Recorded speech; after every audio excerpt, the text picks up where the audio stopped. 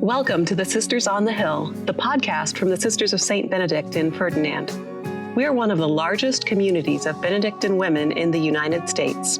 And on this podcast, you'll get an inside look at life at the monastery, our work and ministries, programs, opportunities, and more. Welcome to the Sisters of St. Benedict podcast. Today I have joining me Sister Rosemary Rexing, and she's the director of our Benedictine Hospitality Center. So guess what kind of questions I'm going to ask her about hospitality. So Sister Rosemary, before we begin with that, can you tell our audience and listeners just a little bit about yourself? I've been a Benedictine for over 50 years, coming from Evansville, Indiana. And I've had a variety of ministries and loved them all. Started out as a math and chemistry high school teacher at Forest Park High School in Ferdinand. And then I also was coordinating the high school religion program and invited to be the first pastoral associate at St. Ferdinand Church. And then the community asked me to be vocation director, and I did that for 11 years, another wonderful gift and ministry. And following that, I became director of mission advancement and had the privilege of raising the funds to restore our monastery church. Then I was aware of an opportunity. It's always my dream to somehow work in the medical field. I wanted to be a nurse when I was young.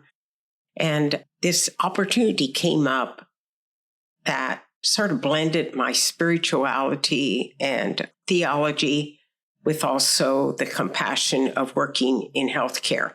And it was called Director of Mission Integration. So I worked at Memorial for the last 14 years, and now I've been with the Benedictine Hospitality Center and Spirituality Ministry for the last 2.5 years. So a wonderful journey, so blessed.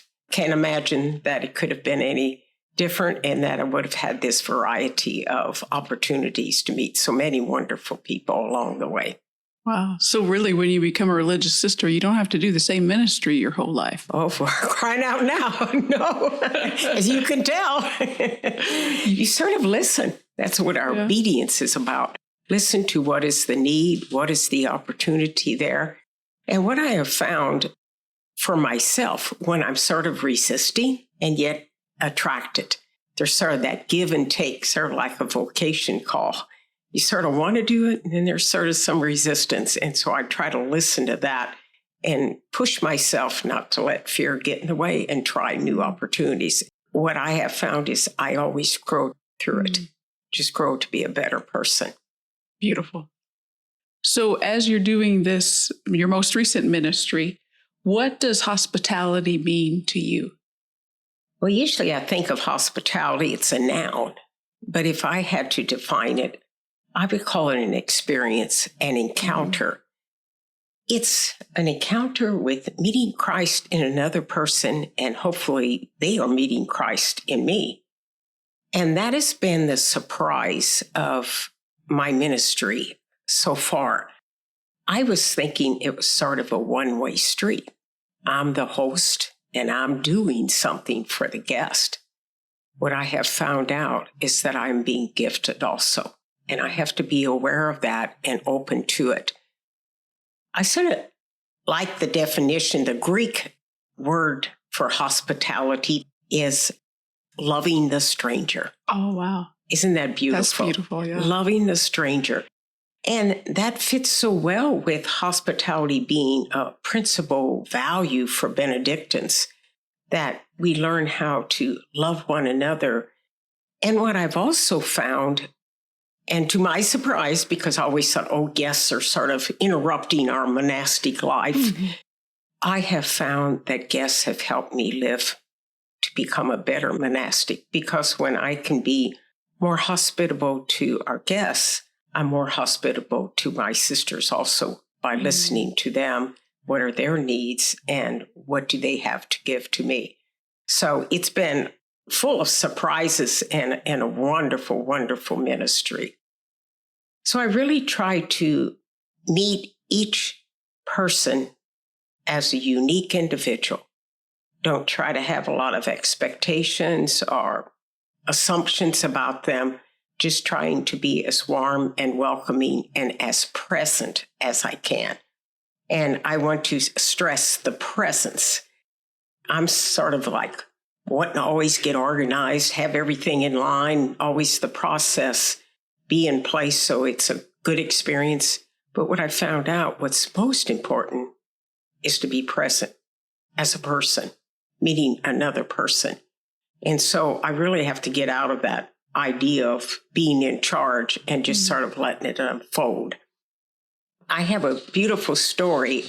It was a couple, and they were elderly, and they arrived to celebrate their anniversary with us.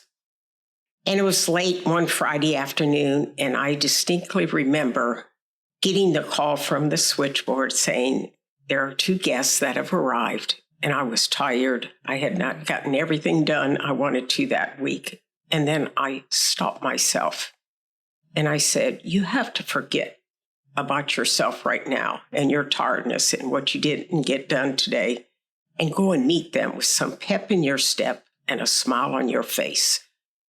And so I centered myself a little bit in Christ, and I said, this is Christ coming to visit you today. Don't miss this opportunity.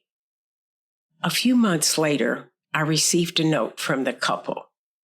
She said, when my husband and I visited to celebrate our 42nd anniversary, you greeted us like long lost but beloved relatives. I really can't describe how your smile affected me. It just warmed my heart and communicated deep faith. I'd like to remember that moment. Thank you for being so close to God that you easily love strangers. Wow. I keep that note on my desk to remind me what it is all about. And it's not about getting things done and getting everything perfectly arranged. It's about being present, listening to them. Why are they here? Why are they coming? What's their journey? And often after I do that, we'll be going up on the elevator and they'll say, okay, now tell me about you. How long have you been a sister? What about you? What do you like being here? It's a two-way street. And I never really expected that. So it's very enriching, very life-giving. It's almost like you're using both definitions of the word present. You're being present to them, but you're present, a gift to them, and they're a gift to you. That's just beautiful. That's a wonderful way of saying it. That's great, Jill. Yes. Very good. So in your opinion, what's another way that we show that we receive all people as Christ? Like you receive that couple. What's some other ways that we do that as a community? Well, I think what I experience when people come, they talk about this feeling of peace and warmth and welcome. And I think it's the little things. They observe us. They see us interact with each other. And they admire us for how we seem to love one another. And then they also admire our commitment to prayer, that we take time. And so they watch us and they feel that experience of community and being a part of that. And often they get lost in the hallway, how the sister who happens to meet them greets them and will take them. And there are so many. I do not do this ministry alone. My welcoming them is one little piece of it.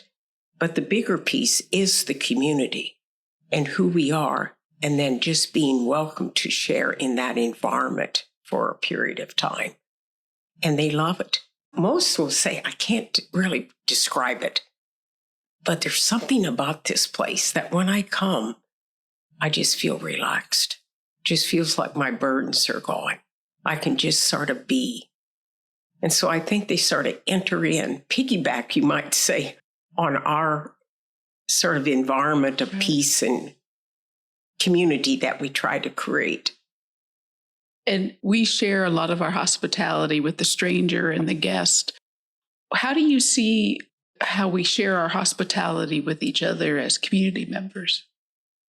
Well, I think sometimes it might, for me, might be harder to always practice hospitality because I think I know my sisters. I've lived with them. I know their foibles. I know their good points. But what this has taught me, again, is that I got to see that each sister, I really don't know her totally. So the stranger brings their foibles, but I just don't see them. So can I look beyond that and just, again, welcome them in the present moment and listen to what they're saying in the present moment and not put my stories that I know already there and try to be open to that. So it really has helped me. Like I say, I think listening more to my sisters and appreciating them for who they are.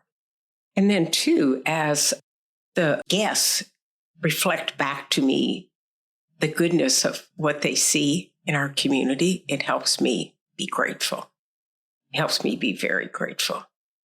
Because I've had several guests say, "You're so lucky to be here." And I thought, yeah, I should never take that for granted. And some of them say, "You just have such a wonderful life here." And one of the sisters overheard the guest saying that. She said, "I think I take that for granted. Sometimes we do have it, but we can take it for granted." So they help point out to me, sort of like a mirror, to see the good things about our community and to help love my sisters more deeply and accept them. At the beginning, when you were talking about your different ministries, you were talking about how you've changed and you've learned something from each ministry. So being in this ministry of hospitality for the last 2 years, what have you learned? Or how has it helped you grow? Probably helped me living in the present moment because no guest is the same and I can't control it or prepare for it. I just need to be present as fully as I can. So that probably is a lesson, just to be present, live in the present moment. The other thing I have learned is about listening, and listening more than just the words they're saying, but listen to their nonverbals, listen to their tone of voice, listen to any little clues I can pick up about their story. And that has really helped me listen more deeply to all of life. So that it's been a wonderful gift. And then I had the opportunity to learn spiritual direction, and that is all about listening. So the two have really helped me, I think, become a better listener and hopefully continue to grow in that. And then the other thing is hospitality's helped me to be generous. Generous not only with my time, but with myself. To not be afraid to give myself my story, to share with them, and keep asking God to widen my tent, widen my heart, to continue to welcome people, but not to be afraid to be genuine, sincere, honest, and loving with them. And it's been a beautiful journey in generosity. And it's also called me to continue to be faithful to my prayer and community life, so I do have something to offer them, that it's genuine, flowing out of community life, that the love and support I receive in community enables me to share that with our guests. So if a listener is listening to this about our hospitality and they want to come and visit us, what's the best way of them to contact us to possibly come to a retreat or stay in the hospitality center? Probably one of the best ways is to make a phone call, and they can call the general number and they'll transfer to my office, or my extensions 2842. They can call the general number 812-367-1411, or they can email hospitality@thedome.org. And they can find all that information on our website, correct? Yes, correct. Thedome.org. All the retreats are listed, all the upcoming. And even if they just want to ask a question, yes, they can do that. What would be your last word on hospitality, Sister Rosemary? What do you want our listeners to take away about hospitality? I think that we can all grow in hospitality, that this is so important of a virtue for today's world, where we're separating and isolating and individualizing. Hospitality calls us to come together, to welcome, to join together, to welcome all as Christ. And so I think my last words would be that we need to continue to practice hospitality, and hopefully it'll be contagious and spread so that we can all welcome others into our space and place as Christ. That's beautiful. And so at the end of all of my podcasts, I've been asking all the sisters questions. You have a choice, and it's just what comes off the top of your head so that our listeners can get to know us a little bit. Okay, are you ready? Are you a coffee or a tea person? Oh, coffee. Coffee. Are you a mystery novel or a romance novel? Neither one. I probably read spiritual reading books, and I listen to podcasts now and that kind of thing, but I don't read fiction or mystery. Are you a morning person or a night person? Well, by nature, I'm a night person. I love the evenings, and that's my best time. But because we have early morning prayers and things, I have been sort of trained to be a morning person. But in reality, I love being a night person. Would you want to visit a beach or the mountains? A beach. Do you like the summer or the winter? Summer. And if there's a woman out there listening to our podcast and she's saying she's thinking about religious life, what would be your recommendation for her? To have an open heart. If she wants to and doesn't want to at the same time, to listen to that maybe, and to just keep praying and have an open heart to explore, and to know that if she's called, it will be a tremendous, wonderful experience. Well, thank you, Rosemary, for taking the time and telling us about hospitality. And I'm sure you'll come on the podcast for something else down the road, too. Thank you for this opportunity. You're welcome. Have a great rest of your day. Thanks for listening to this episode of the Sisters on the Hill. If you're interested in exploring what life as a sister looks like and whether you're being called to that life, reach out to us at vocation@thedome.org. This podcast was recorded at Monastery Immaculate Conception in Ferdinand, Indiana, and was made possible by funds from our philanthropic circle, the Women of the Rule. Follow us on social media at Ferdinand OSB, or visit us at thedome.org to learn more. That's THEDOME.org. Thanks again for listening, and have a blessed day.